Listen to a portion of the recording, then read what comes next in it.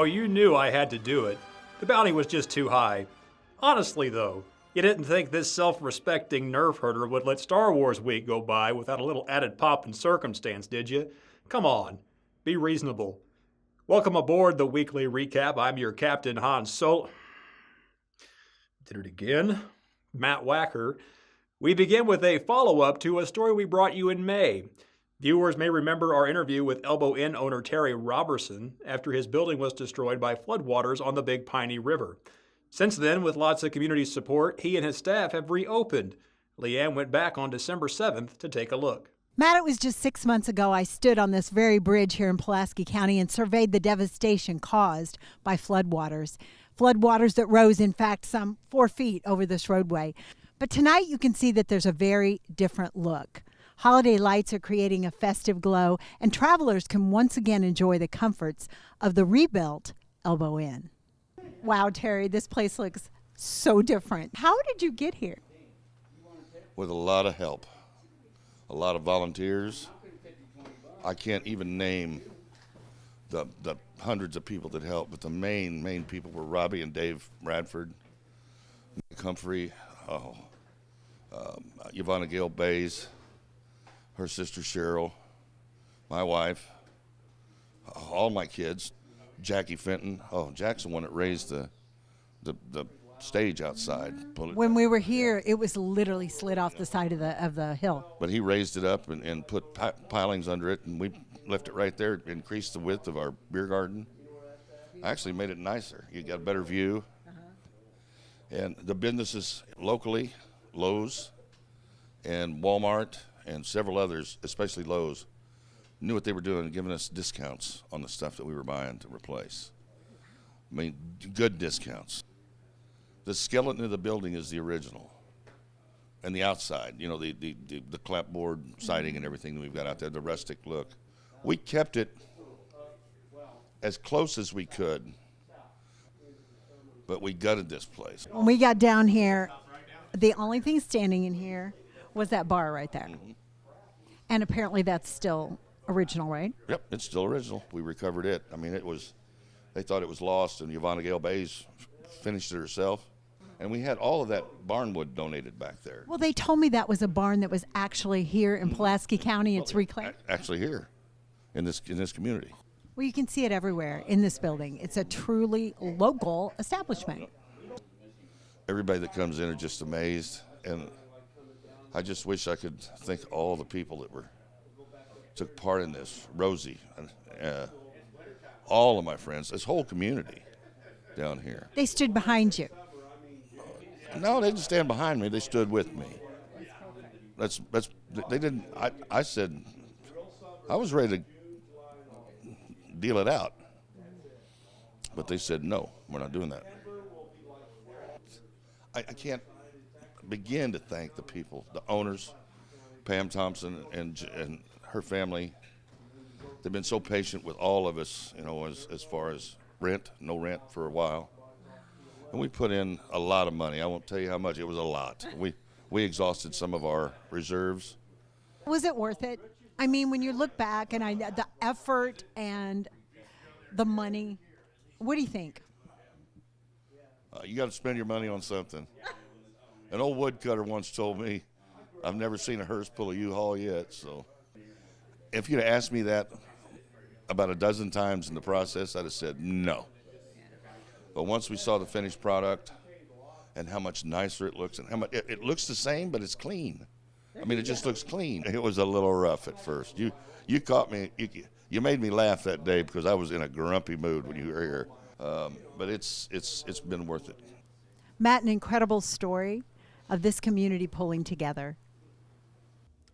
A new slogan was selected by the Lebanon and Laclede County Route 66 Society during their recent monthly board meeting.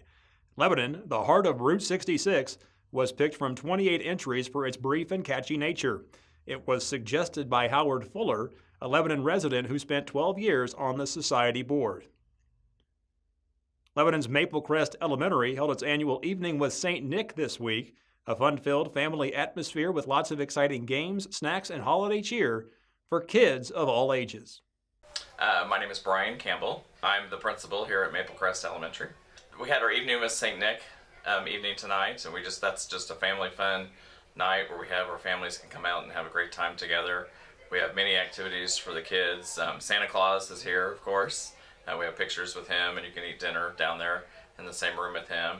We have many games the kids can play. We have cookie decorating, cake walk, ornament making, reindeer food. We have a reindeer hospital, a reindeer injury fixed up from our nurses, and fire chief and police chief. They're all here helping out with that. We have a silent auction. We have a basket raffle. This is our 9th year of having it. It used to be breakfast with Santa, and we had it on Saturday mornings. And one year we were snowed out 3 times actually that December, and we ended up having it in one evening because it was the only time left that year before Christmas that we could do it. And we had such a great turnout that night. We've just always left it in the evening, and so that's when we changed it to the name. So it's about our 9th year, I think. We've had a great turnout tonight. Hundreds, thousands of people. I mean, I can't even tell you how many people we have, but you can't even hardly get down the hallways. And it's just great to see everybody here crowded into the building, so it's a good experience. Just a fun night for the family to come out and have a good time together and see school in a different light. And the building's decorated to the hilt with lots of Christmas themes. The hallways are decorated. We have Frosty Freeway, we have Gingerbread Lane, and then we have Whoville. So the building is kind of broken into 3 different sections, all ready for Christmas. A Florida man was sentenced for an unusual hate crime on December 6th. 37-year-old Michael Wolf will spend the next 15 years in prison for vandalizing a mosque with a machete and leaving bacon by the front door. The consumption of pork and pork products is forbidden in Islam. Wolf's sentence came with a hate crime enhancement.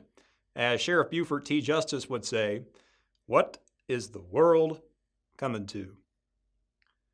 The 399th Army Band held its holiday concert at Fort Leonard Wood on December 9th. The event was the first of 3 performances of Holidays in Hollywood under the direction of Chief Warrant Officer Benjamin McMillan. Leanne spoke with McMillan to learn more about the band.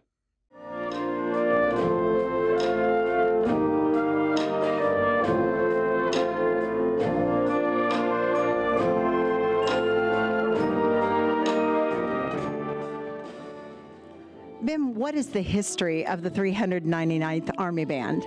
Well, the 399th Army Band is actually the longest serving unit on post on Fort Leonard Wood. We've been here for over 60 years, and so we've enjoyed seeing this post change over the many years that we've been here. Oh. Yes. Well, I know there are several smaller groups within the band that play. Can you tell me about that? Yes, ma'am. All of our members are members of the band collectively, but we break down into smaller units, like we have a brass quintet, we have a woodwind quintet, we have a jazz combo, we have a rock band called the Rough Riders. So we do many different things.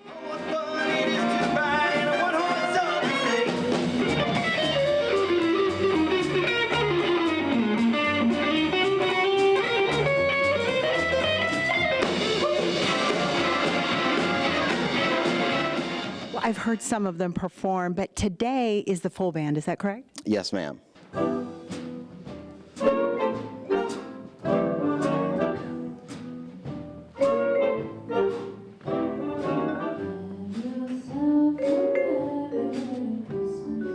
Well, tell us about today's performance. Well, today is an opportunity for us to give back to the community. Fort Leonard Wood is a team of teams, and the community that surrounds Fort Leonard Wood does so much for us. We could not do what we do here on post without the community, and so this concert is a way for us to give back to the community. And today, the theme is Holidays in Hollywood, so all of the music is going to be based on music that you've heard in movies and TV.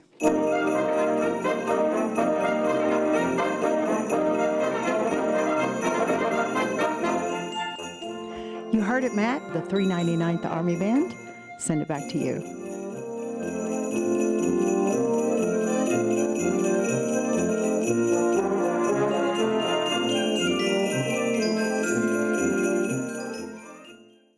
Congratulations to Jeff Sandquist. He was recently chosen by the Missouri Arts Council as their Arts Education honoree for the 2018 Missouri Arts Awards.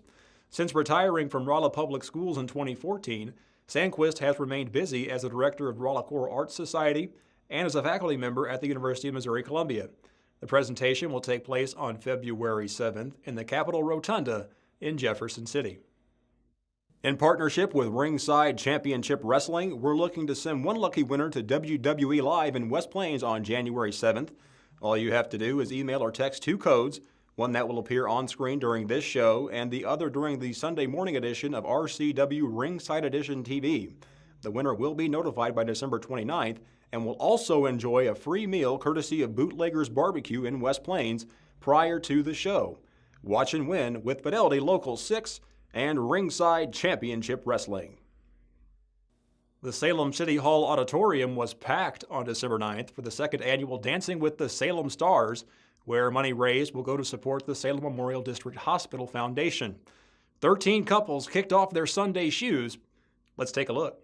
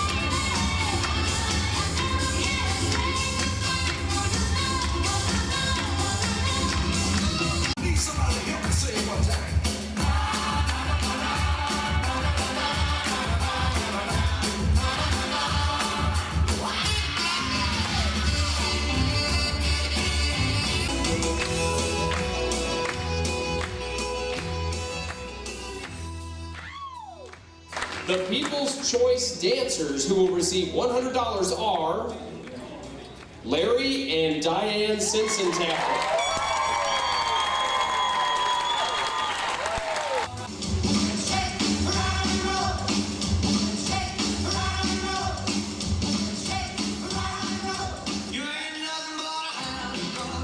Our runners-up, taking second place and $200 are Linda Milady and Stan Podorski.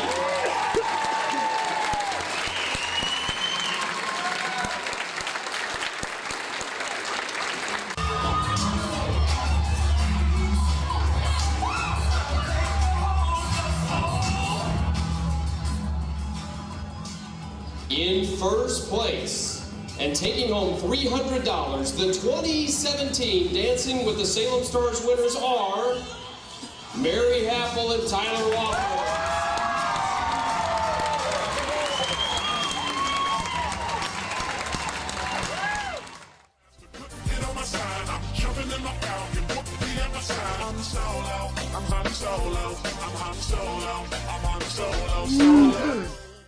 Right, yes, of course. Prepare for the jump to hyperspace. Let's just pretend you didn't see that, okay? What do you mean, I need to work on my skills? Like to see you dance, you big furball.